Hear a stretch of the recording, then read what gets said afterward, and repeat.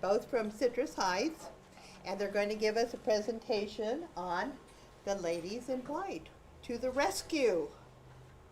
So, your turn. Okay.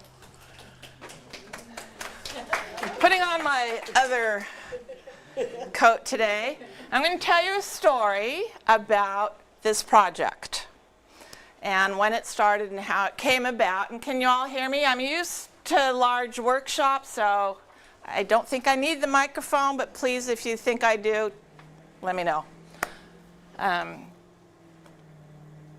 When the city of Citrus Heights took over the county buildings from Sacramento in 1997, they came across a stash of newspaper clippings.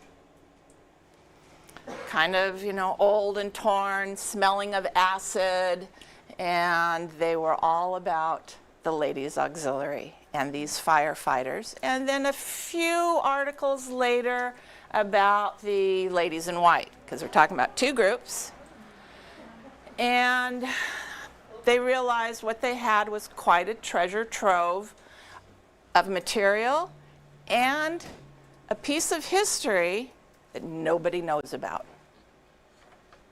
So they decided they were going to see if any of these Ladies Auxiliary, Ladies in White members were still around, and they made phone calls, and by 2004 they were able to gather as many of the Ladies in White as they could to what was then City Hall in the old Kroger nursery.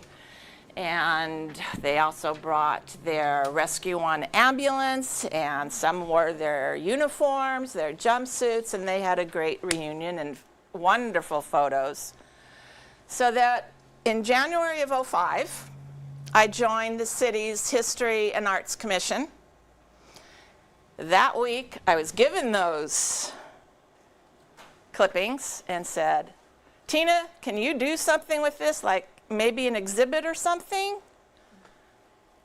So a few months later, we had our first exhibit, and we contacted the ladies again, and now we're starting to get artifacts, and they're donating their jumpsuits. We do have quite a few original Ladies in White jumpsuits, not so much in the Ladies Auxiliary.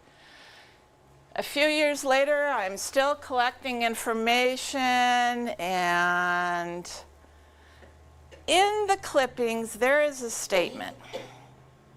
And as a historian, this statement bothered me because I couldn't find a reason for it. There was nothing concrete that said, indeed, the Ladies Auxiliary was the first firefighting volunteer, all volunteer, female crew in the country.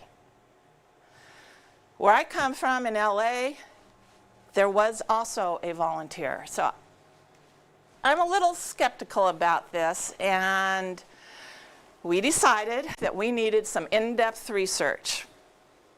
Enter Debbie Polson, a graduate student in history, public history, at Sac State, master professor, Dr. Lee Simpson. And Debbie started digging in and trying to find out more about the Ladies Auxiliary, and she decided during her research, I'm going to turn this into my master's thesis. Because I knew when she did that, now we're going to get everything. We're going to find, here's a person who's going to dig. And dig she did.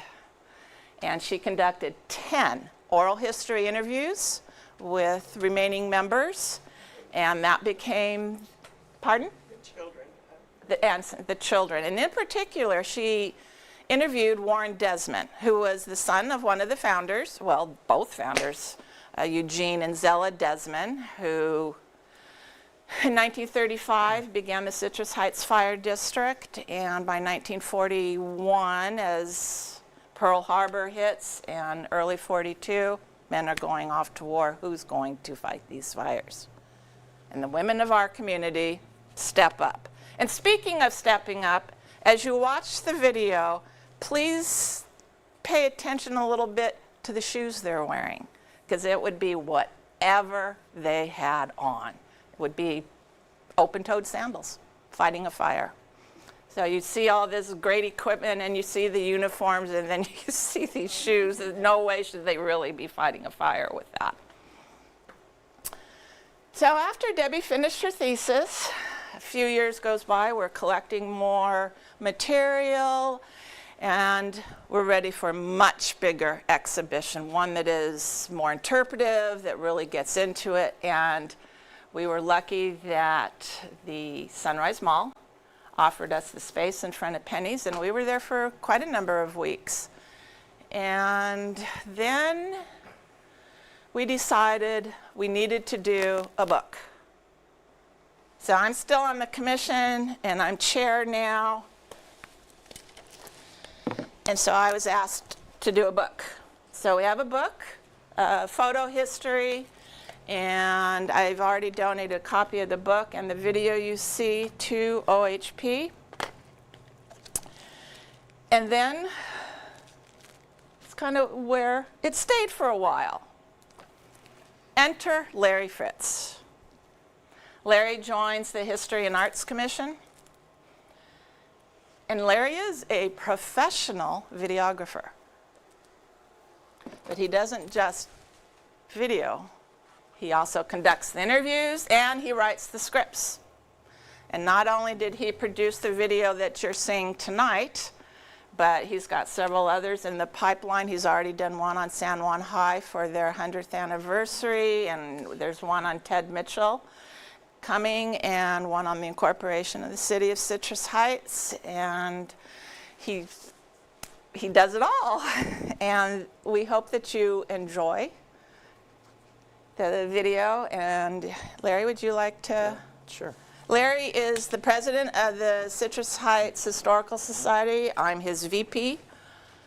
And real quick, how the video came about is we have a oral history program like you do, where we do video interviews with people.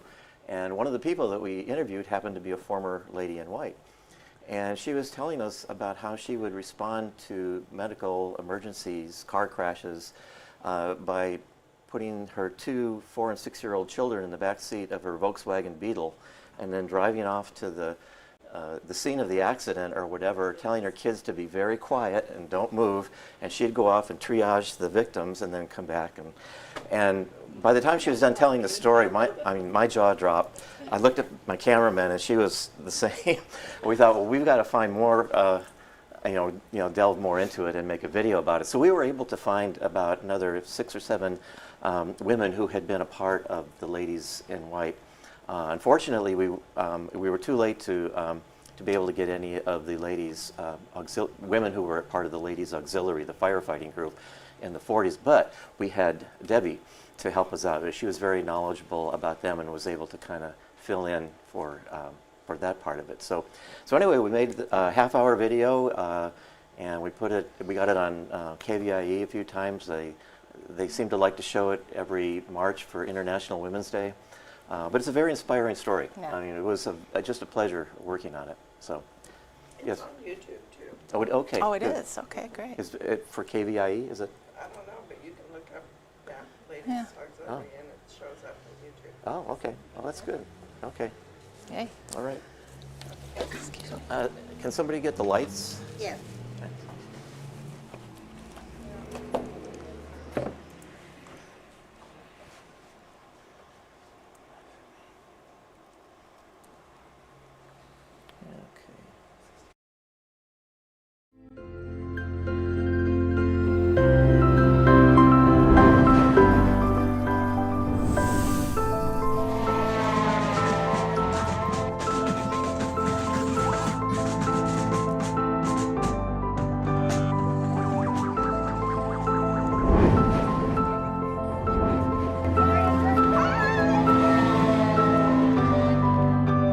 I used to take this street a lot faster. Those were the days. Not many people or cars back then, just fields and farmhouses. I came to Citrus Heights in 1953, the year I was made. They said a group of ladies needed me for medical emergencies. But it's splinted on his leg. Everything's going to be okay. That's how I got my name, Rescue. But my story goes a little further back. Let me tell you how it started.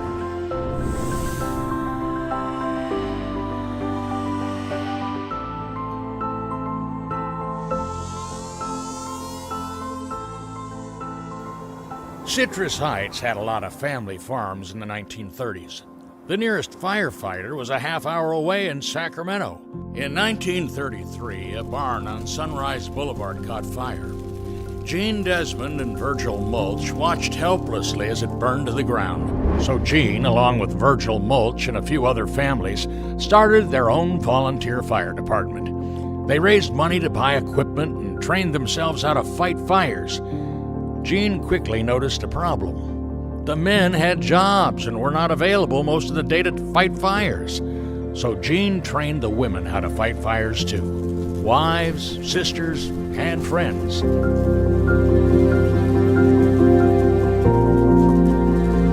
were doing what needed to be done because their husbands were not available. They were not turning down any type of fire that needed to be fought.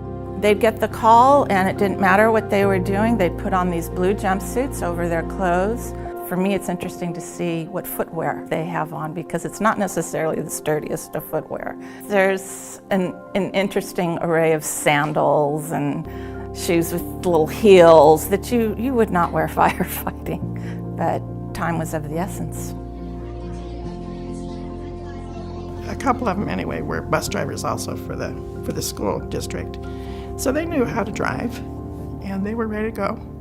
They weren't afraid of this stuff. They said that Lola Oldham was not afraid to go up to the roof. She would ride on the back of the trucks, and she would climb the ladders.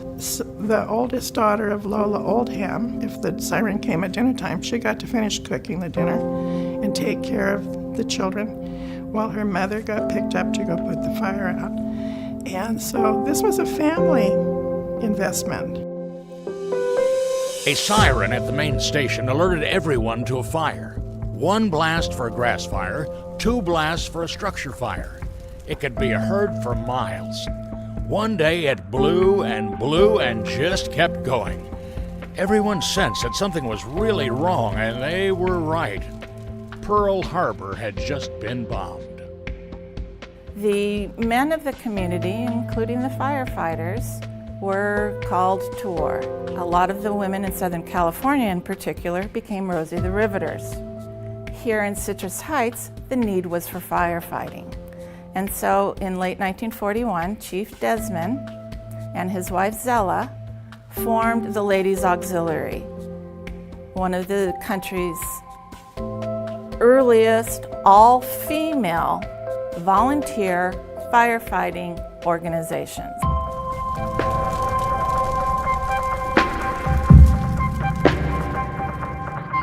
Stand back from this fire. Everyone, They had grit. They were unique. They loved each other. They really cared for the community, and they had families that they wanted to protect. They weren't going to wait for someone to come from Sacramento to come put their fires out. That wasn't going to happen. House fires were especially devastating. Occupants were left with a lot of smoke and water damage to deal with. Most did not have insurance to cover losses, so the ladies went the extra mile. It wasn't unusual for them to pick up the brooms and mops after a fire and to clean the house. And they also, if a family, there was an instance of a family that lost their clothing and everything in a fire, so they threw an organized party where people could bring them clothing as presents. Aside from fighting fires, the ladies maintained normal lives. The Central Fire Station played host to many socials. They had square dances, ballroom dancing, they had card games, they had potlucks, and the kids would just run all through the place and around, and the parents who really did enjoy each other a lot. When World War II ended, the ladies continued fighting fires. The need was there. Their biggest challenge came in 1947 when a large military installation caught fire.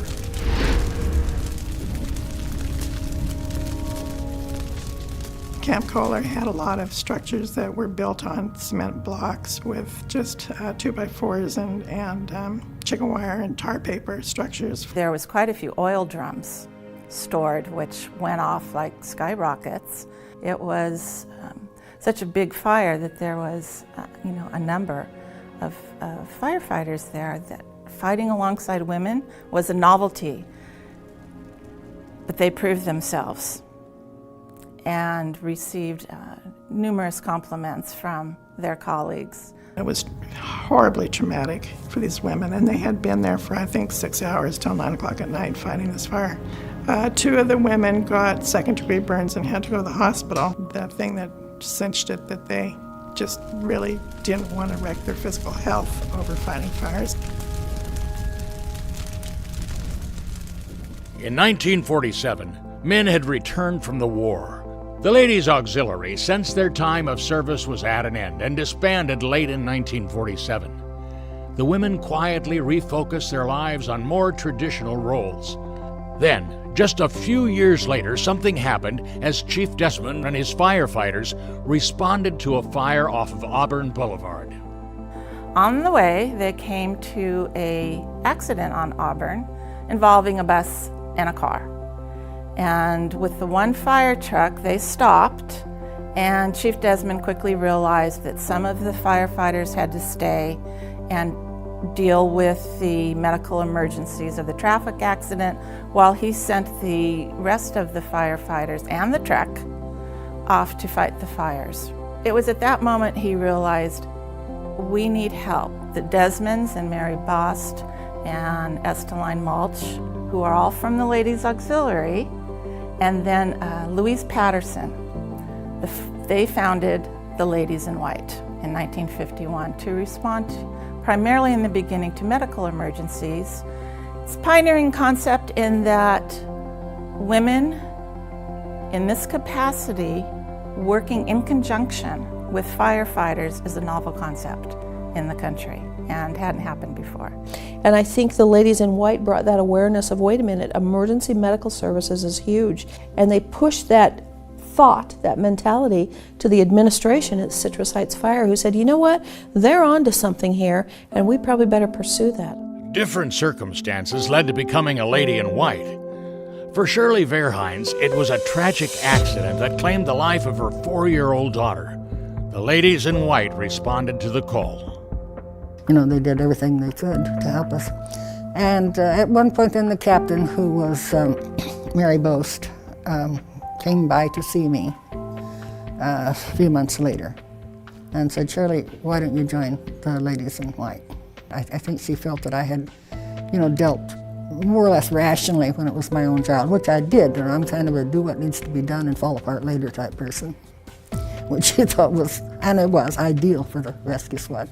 And I did join the Ladies in White. My daughter, every time she got hurt, even if she stubbed her toe, almost went into shock. And I decided I needed to do something to figure out what to do with this kid, And so basically that's how I got involved. My friends could not believe that I could do such a thing. But no, I just got all positive remarks. We had a knock on our door one day. There was a big fire truck out front, and they were citing us for illegal trash burn in our backyard. And so from that point on, they talked my husband into being a firefighter. And then I joined the Ladies in White later on in 1963. I don't know what I was thinking. I had a full-time job, and I had 2 small children under the age of 5. And my husband had a full-time job, and when did I think I would have time for this? However, I didn't think that way then.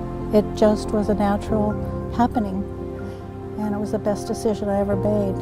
We had white coveralls. I believe they were from JCPenney. So, and we put the emblems on there, and that was our uniform, that and white tennis shoes. When I pop out of bed in the middle of the night, you put on the white coveralls. They were like painters' uniforms, the white coveralls. and run to the car. My first aid kit was in the car already. That's another thing. Some of the ladies that were closer to the central station were issued first aid kits. But I made my own out of an old 1950s train case, and I put in, you know, bandages and triangular bandages they used to use then, all the medical supplies that I might need. We had radios in our homes, and we would call the dispatcher and say, well, I'm available to go on a call, check me in, or I'm not available, check me out. And we would listen for our radios. And after a while, our guests and our family, everyone were trained, when that radio goes off, everyone stops talking.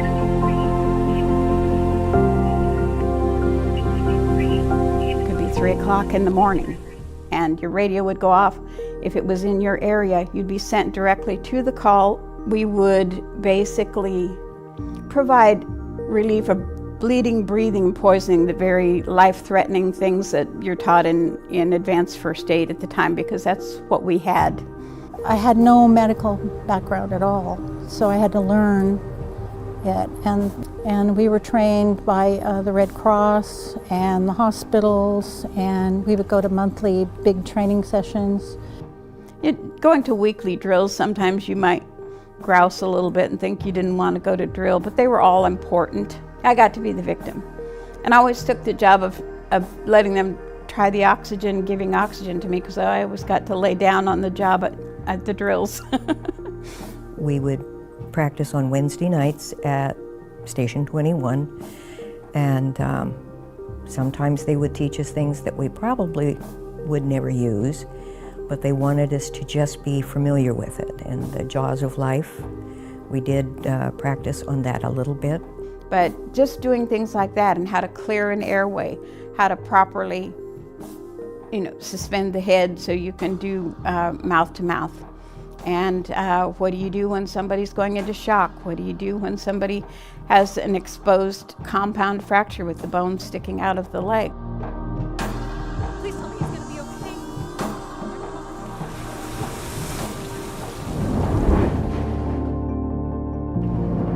Along with their training, the ladies took part in rescue and safety display competitions. They competed against other emergency teams locally and across the country, and they did quite well. It all paid off when a call came on the radio.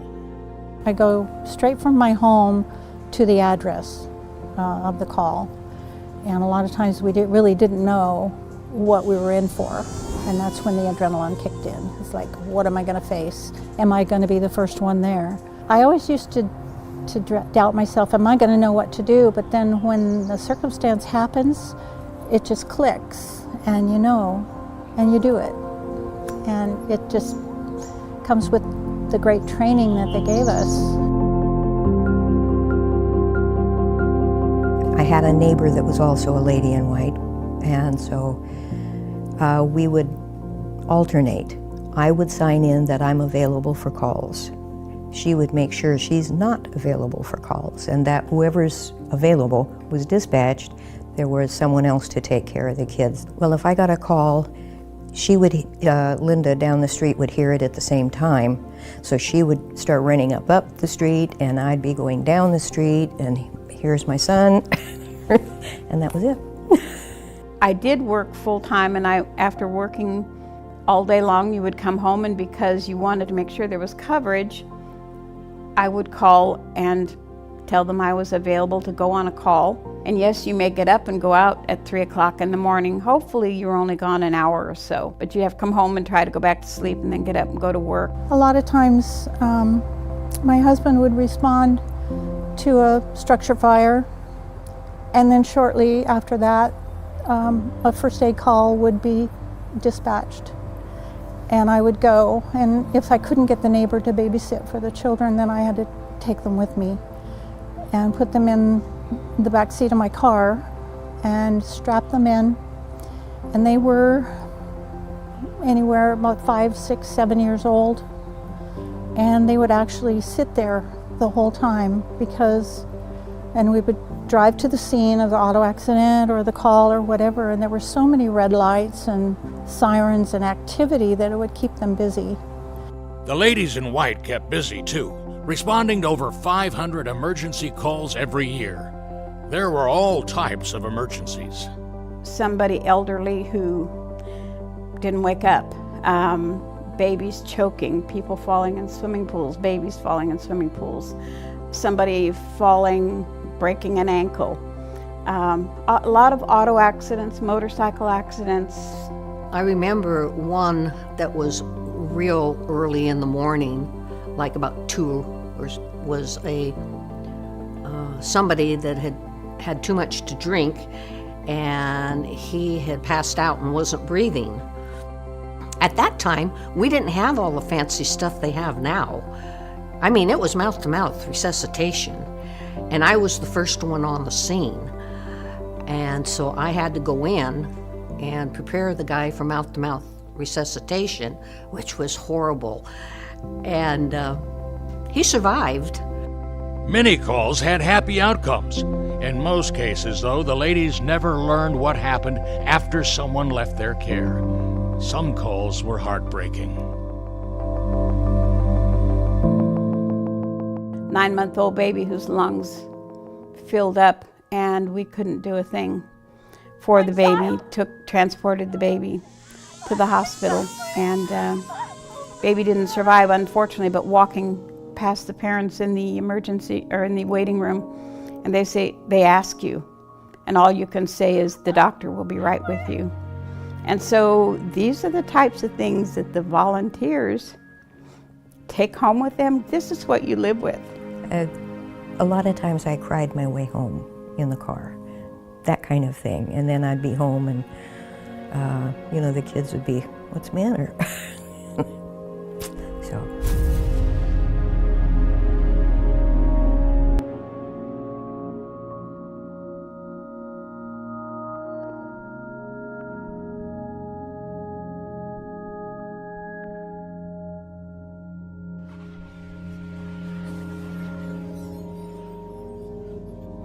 There was one, we were headed down to an auto accident, and I think it was one of the captains came up and said, you're not needed down there. And so, we asked, why? And it was a total decapitation, and he just told us, you don't need to see that, there's nothing you can do anyway. I was very grateful for that. Some calls, even though injuries were involved, had a lighter side to them. The motorcyclists were always interesting because I don't care how badly they were hurt, don't cut my leathers. When they're hurt like that, the first thing they think about, I paid that much for these leathers, and they didn't want them cut off, and we'd have to just say sorry and cut them because the bone would be sticking out. One of them was right on the other side of Sylvan Middle School, and a car made a left turn in front of this motorcycle, and he went right up over the car and had all kinds of injuries, and we splinted him all up before he was taken off. And then we had another motorcycle accident on Antelope, and then the third one. All 3 of those accidents happened on the same day, and the same highway patrolman made all 3 reports. Highway patrolman said, what do you say that we call this a day and not have any more motorcycle accidents? There was a bar called Cripple Creek, and in the middle of the night they had a lot of fights, sliced with glass or whatever. They weren't the fun calls. So I would sometimes take my Dalmatian, and she would be in the car, so I would feel safer going and coming and getting in the car after the call. She wasn't much of a killer, but, nobody knows that but me. Of all the different types of emergencies, there was one everyone wanted to be called on: delivering a baby. Many ladies had that opportunity, and it led to a tradition. Winnie Wiesman, we have one of her uniforms, and it has this safety pin with, I think it's 6 or 7 little safety pins attached to it, which means that's how many babies she delivered during her time as a volunteer. Emergency calls involved the needs of more than just the victim. The ladies didn't overlook anyone. You have a man who has chest pain, and you've got a wife that's distraught, and you may have children that are on the scene. And I saw them take care of a lot of those personal family issues. You know, let me stay with you, let me watch the children, let me drive you to the hospital in your personal vehicle while the husband goes in the ambulance. A battalion chief came into the emergency room. I was working evening shift. It's about 11 o'clock at night, freezing cold outside, and he said, "Is there anybody in here who can take a ride with me? We have a young man trapped in a vehicle. Probably wouldn't survive if we didn't give him some IV fluids and bring his blood pressure up." So they came and picked me up, and away I went in my white nurse's uniform. I remember crawling inside that pickup truck and my old glass bottle of IV fluid and needles, and started an IV in that young man, and he actually survived. This accident brought to light a need for a higher level of emergency medical care than what the ladies in white were equipped to provide.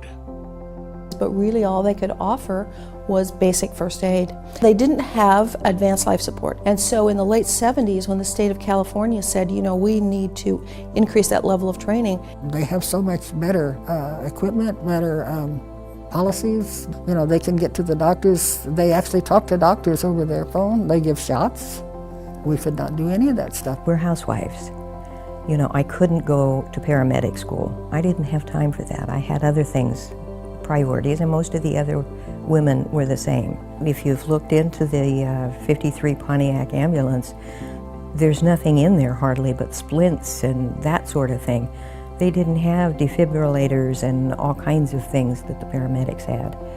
So it was time for the new technology to be used, and we were kind of obsolete, and that was okay. It was okay. You know, we were ready to go on. And I look back on it and think, wow, I really did that. I feel proud of it.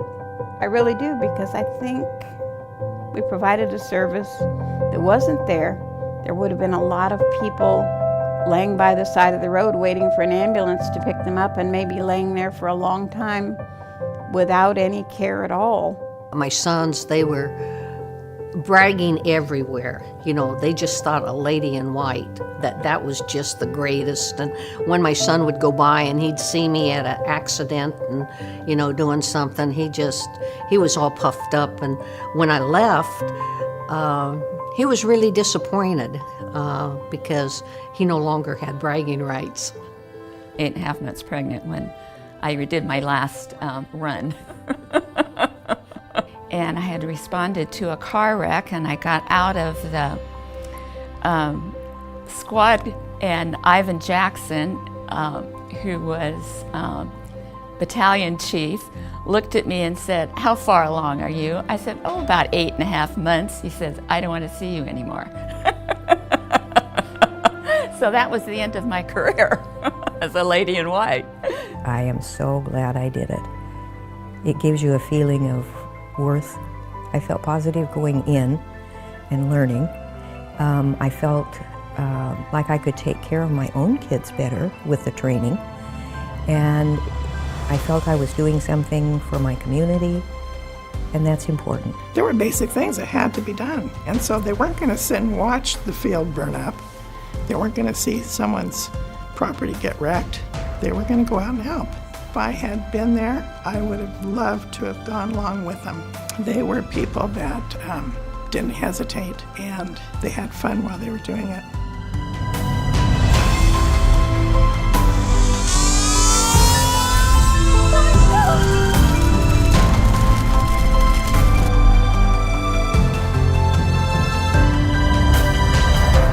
It's an example of how women could help in a very big way, in a non-traditional way, and they succeeded beautifully at it. It's part of our history, and it needs to be told.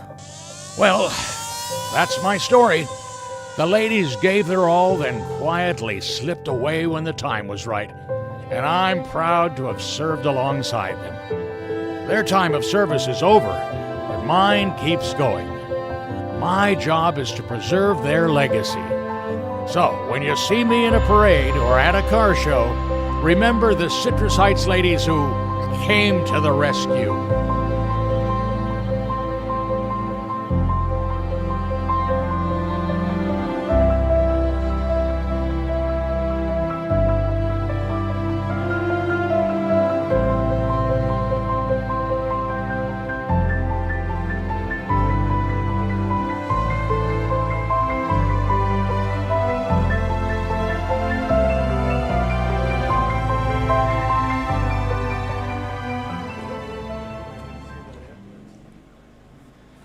You can see the ambulance. It's at a museum. Now, that 1953 Pontiac Rescue 1, and a number of the ladies' memorabilia is Society, what's that called? Society?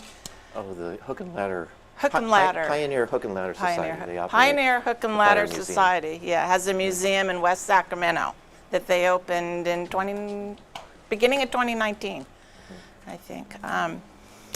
In fact, Marcia Bickle, she and her husband, Richard, who was a Sac Metro firefighter, a number of the ladies, auxiliary ladies in white, their husbands were firefighters. They owned Rescue 1. They came to buy it when Ladies in White was disbanded, and then they donated it to this new museum. So we're constantly learning. We're gathering information. And one of the things that we're looking at right now, hoping to find out a little bit more, and I'd like to give Marilyn, there's Marilyn. Marilyn has been searching herself and has come up with some contacts on and more information about the Ladies in White in particular, and ladies who lived here in Orangevale, because they covered not just Citrus Heights, but Orangevale, Del Paso, Antelope, this whole northeast area of Sac County. So we're constantly learning, we're gathering, and now the Orangevale History Project has some of its own artifacts and can rival Citrus Heights. So, yay. So you saw the shorter version of this that was shown on KVIE, and one of my favorite stories got left out. I got to tell you about it. The ladies responded to a house fire one time, and there were dogs inside. The mama dog made it out, but there were little puppies that didn't make it out of the house. So when they went inside after the fire was out, they found that the puppies were okay, but they weren't breathing because of the smoke. So they gave them mouth to mouth, and they resuscitated the puppies.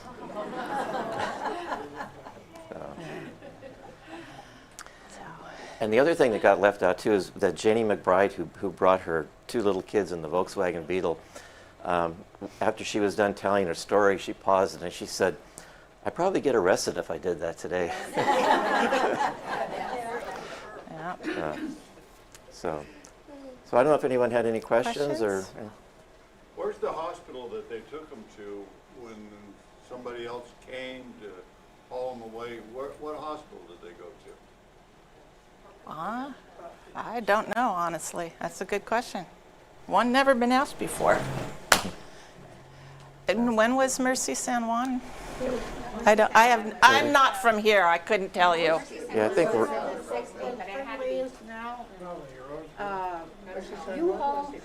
Yes. Yeah, the Roseville. Oh, okay. That's the Roseville Hospital. Probably that one. Yeah. That could be. Yeah, Roseville had their first was like 1951. Oh, 51. Yeah, that's when the Ladies in White were formed too. Okay. And that was the closest hospital, and then Mercy San Juan went in. Marilyn? I find it ironic that we're watching this story tonight in this particular place. Yeah. The Pittmans had a shell station on this corner, and Lillian Pittman was one of the white ladies in White, yeah. And her daughter, Sandy, has given us her first aid kit for our museum. So I find it ironic that we're hearing the story on their turf. What's interesting about the toolkit that became the first aid kit, because the ladies had to use whatever they could and made it their own. What you saw in the film, Marilyn has dug up another one just like that, a red toolbox that a lady in white turned into her first aid kit. Yeah. We have it Yeah, At the museum. at the museum. Yeah. Cool. And Okay. anything else? Okay. Well, thank you for watching. There he is. Thank you. Turn this over to you. So we'll go ahead and have our business meeting, so if there are guests that want to leave, then you're certainly welcome to. But everybody is welcome